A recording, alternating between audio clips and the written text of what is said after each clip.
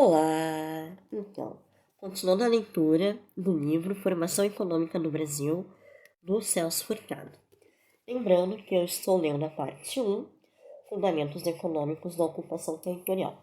Capítulo 7, Encerramento da Etapa Colonial, que tem 8 parágrafos. Tá? Hoje eu vou ler o parágrafo 3 e o parágrafo 4 do capítulo 7. Tá? Eu vou ler o parágrafo 3, que ontem estava limpinho, hoje já não está mais, porque eu já abisquei todo ele. O parágrafo 3 continua aqui. E o parágrafo 4, que começa aqui, ó, 3 e o 4. E vai até 4, até aqui onde está em laranja. Vou começar a leitura. Depois eu vou fazer umas observações para relembrar algumas coisas. E só para dizer, vai ter legenda, tá? Mas não vai ser que nem ontem. Vai ser menor, mas vai ter legenda. Então, continuando a leitura. Contudo, as garantias de sobrevivência não solucionavam o problema fundamental, que era a própria decadência da colônia, decorrente da desorganização do mercado do açúcar. As dificuldades econômicas do reino continuam a agravar-se e se repetem as desvalorizações monetárias, tá? Que é a escassez de moeda estrangeira, tá? O que é a desvalorização, né? Vamos lembrar, né? Quanto mais perto, vamos pegar os dias de hoje, dólar. Quanto mais perto o real tiver de $1, mais valorizado está a moeda. Quanto mais distante tiver R$1 de $1, mais desvalorizada está a moeda. Então, quanto mais escasso estiver o dólar, mais valorizado está o real. Tá? Então, aqui, ó. Isso é o livre mercado, tá? As dificuldades econômicas do reino continuavam a agravar-se e se repetem as desvalorizações monetárias, ou seja, há uma escassez de moeda estrangeira dentro de Portugal. Tá? No último quartel do século XVII, lembrando que o quartel do século é 25 anos, tá? No último quartel do século XVII, toma-se consciência da necessidade de reconsiderar a política econômica do país. A ideia de encontrar solução para as dificuldades da balança comercial nos produtos coloniais de exportação já não parece suficiente. Pensa-se em reduzir as importações, fomentando a produção interna, no setor manufatureiro.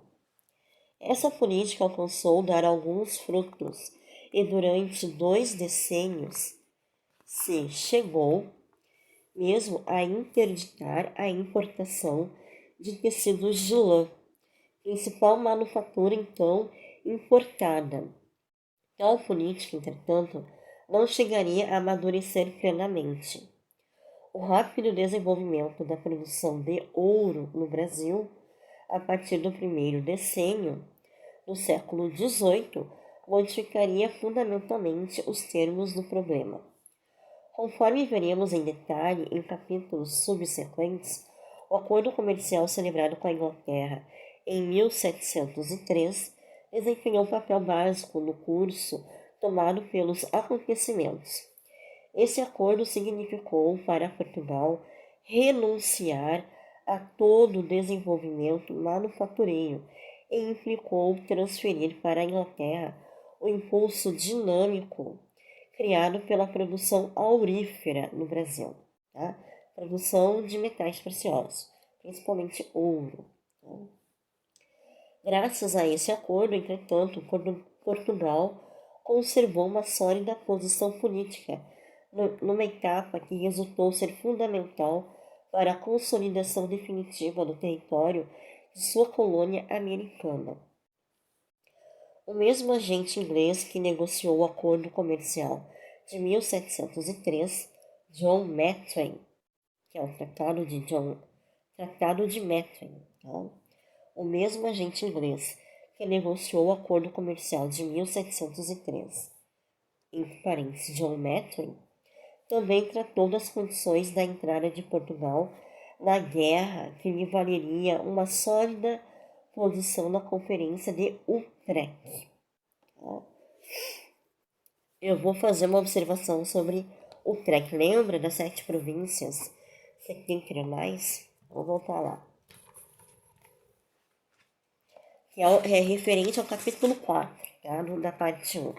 É as 7 províncias setentrionais, tá? É referente aos Países Baixos, tá? Que informalmente se chama Holanda hoje em dia, tá? Vamos relembrar o capítulo 4. A República das 7 Províncias Unidas dos Países Baixos, também conhecida como República Unida dos Países Baixos, ou mais simplificadamente as Províncias Unidas, também conhecida ao tempo como República Holandesa, ou ainda de Estados Gerais, do nome do seu parlamento, né? Foi um Estado histórico europeu antecessor dos atuais Países Baixos ou Holanda, que existiu entre 1581 e 1795, agrupando as 7 províncias do norte dos Países Baixos, que era Frísia, Groningen, eu acho, Geldres, Holanda, Overijssel, Utrecht e Zelândia.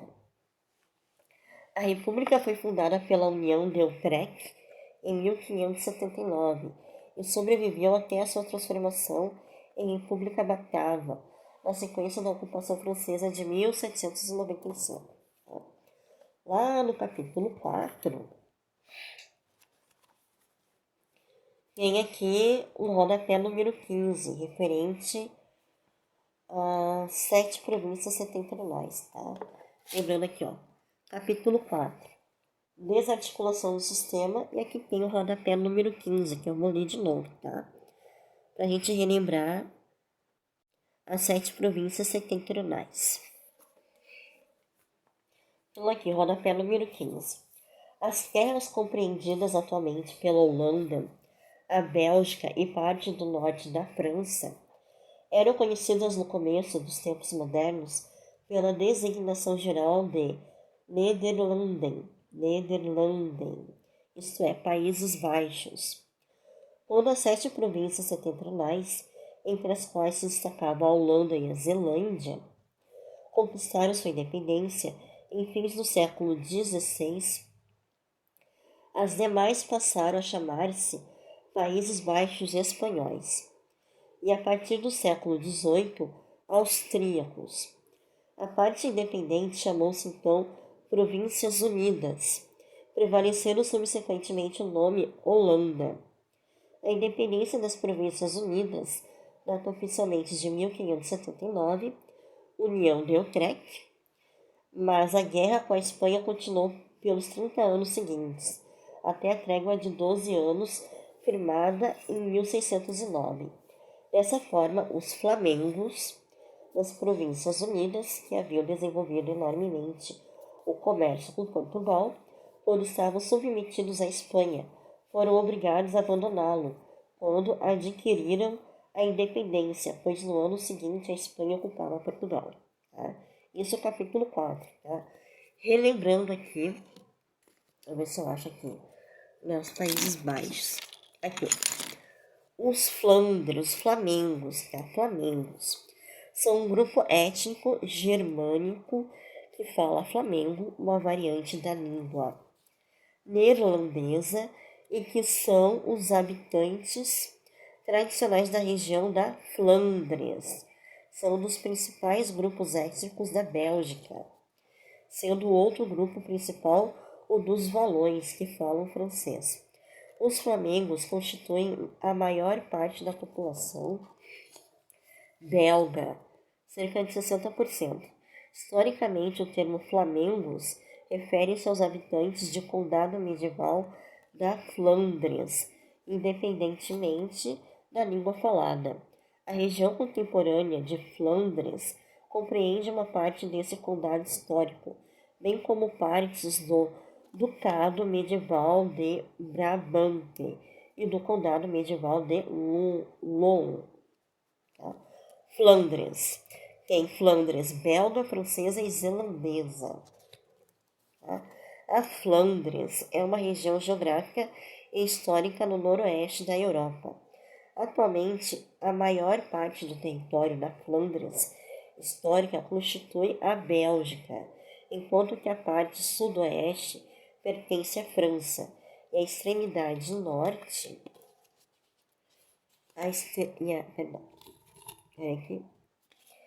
e a extremidade norte dos Países Baixos.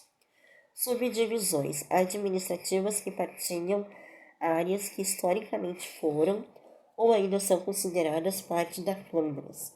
A França, parte norte do departamento do Norte e 5 comunas de Pas de Calais. A Bélgica, Flandres belga, constitui a parte norte do país, onde se fala quase exclusivamente neerlandês, localmente chamado Flamengo.